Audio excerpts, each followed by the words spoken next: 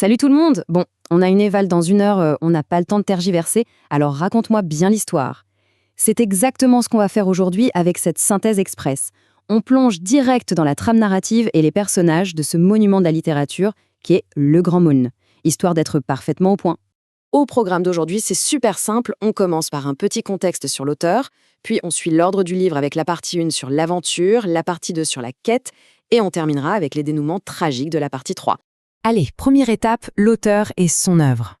Faut savoir que le gars derrière tout ça, Alain Fournier, de son vrai nom Henri Alban Fournier, a sorti ce texte en 1913. Et le truc vraiment tragique, c'est qu'il meurt sur le front près de Verdun à peine quelques mois plus tard, dans sa 28e année. Son livre, c'est un mélange hyper habile de poésie, d'idéalisme, de réalisme et d'une petite touche de spiritualité. D'un point de vue scolaire, on classe ça comme un roman autobiographique. En gros, l'auteur a puisé à fond dans sa propre vie. Et la petite astuce, c'est que toute l'histoire nous est racontée à travers les yeux de François Sorel, qui se souvient de l'arrivée complètement fracassante de son ancien camarade de classe.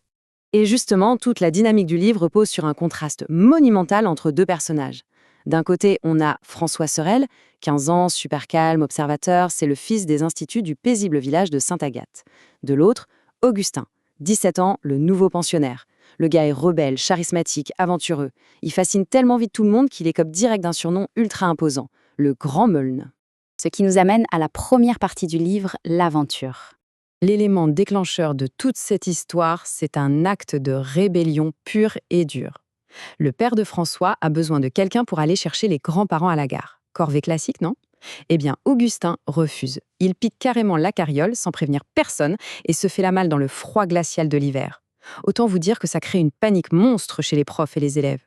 Le voilà introuvable pendant 4 jours de dingue. Jour 1, il se perd complètement dans le noir vers Vierzon, mélangeant grosse angoisse et excitation. Jour 2, sa jument n'en peut plus, il l'abandonne et dort dans une vieille bergerie. Jour 3, avec un genou en vrac, il tombe littéralement par hasard sur un mystérieux domaine où ça s'active dans tous les sens pour une fête. Et le 4e jour, un gars super sympa le ramène enfin au village. Mais c'est ce qui se passe dans ce fameux domaine perdu qui change la donne. Il s'infiltre dans la fête, qui s'avère être le mariage d'un certain France de Galais. Sauf que, drame absolu, le marié se fait larguer par sa fiancée mystère. Augustin, lui, traîne avec les enfants invités et bam, le coup de foudre. Il rencontre Yvonne de Galais, la propre sœur de France. Il tombe fou amoureux et finit par repartir en se jurant d'y retourner un jour. On passe à la partie 2, la quête. De retour à l'école, Augustin fait une vraie fixette. Il doit retrouver Yvonne et ce château. Il embarque François pour essayer de dessiner une carte du trajet. Mais voilà, ils se font embusquer par une bande rivale d'élèves et dans la bagarre, leur carte hyper précieuse est volée par un nouveau venu très étrange qu'on appelle simplement le bohémien. Et là, c'est le plot twist monumental. Après un tas de péripéties où ce bohémien finit par rendre la carte et organiser une espèce de spectacle printanier qui tourne au vinaigre, Augustin percute soudainement. Ce bohémien hyper charismatique, ce n'est autre que France de Galais en personne. Le marié au cœur brisé s'était déguisé pour fuir sa propre misère. Le point crucial à retenir pour votre éval, c'est que cette révélation fait tout exploser. Franz flippe à cause de l'arrivée de la police et prend la fuite.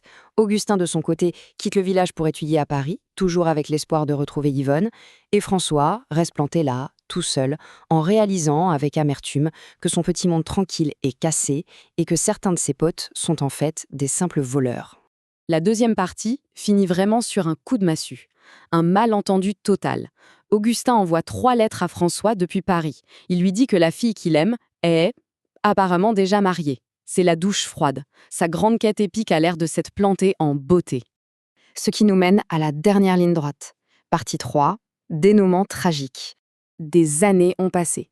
François est carrément devenu instituteur. Et par le plus grand des miracles, c'est lui qui retrouve la trace d'Yvonne de Galais. En parallèle, devinez qui habite à Paris chez la tante de François, Valentine, la fameuse fiancée disparue de France. Prévenu, Augustin sort de sa déprime, retrouve Yvonne, elle dit oui, et paf, on a droit à un beau mariage. Fin heureuse, pas vrai? Eh bien, faux. Le lendemain même du mariage, Augustin fait l'impensable. Il abandonne sa nouvelle femme. C'est la trahison ultime. Ce départ hallucinant, c'est à cause d'une vieille promesse, un serment aveugle fait à France, de l'aider à retrouver Valentine, quoi qu'il en coûte.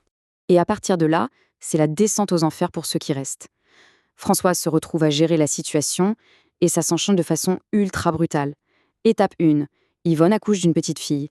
Étape 2, elle meurt d'une embolie pulmonaire dès le lendemain. Étape 3, son père meurt de chagrin quelques mois plus tard. Et étape 4, François devient l'unique héritier du domaine et doit élever le bébé d'Augustin tout seul. On comprend enfin pourquoi Augustin a complètement vrillé. Grâce à une correspondance, on découvre le secret de ses années parisiennes. En fait, il a eu une liaison avec Valentine, avant même de savoir qui elle était vraiment. Complètement rongé par la culpabilité d'avoir sali la fiancée de son pote, il a sacrifié son propre mariage parfait pour réunir Franz et Valentine. Une sorte de pénitence tordue ensemble. Et l'histoire se termine sur une boucle assez déprimante. Quand Augustin rentre enfin à la maison, sa mission accomplie, il prend la réalité en pleine figure. Il découvre les morts. Que fait-il? Il prend sa petite fille sous le bras, tourne le dos au domaine et repart vers l'inconnu. Il relance la machine de l'aventure, encore une fois. Alors, juste avant de vous laisser filer à votre éval, gardez ça en tête. C'est parfait pour structurer votre pensée. Est-ce que la poursuite acharnée, quasi obsessionnelle d'un idéal d'adolescent par Augustin justifiait de détruire complètement la réalité qu'il avait finalement réussi à bâtir? Ce besoin d'absolu, c'est un moteur de construction ou un pur outil de destruction? Réfléchissez bien à ça pour vos conclusions. Allez, bonne révision et cartonnez à cet éval.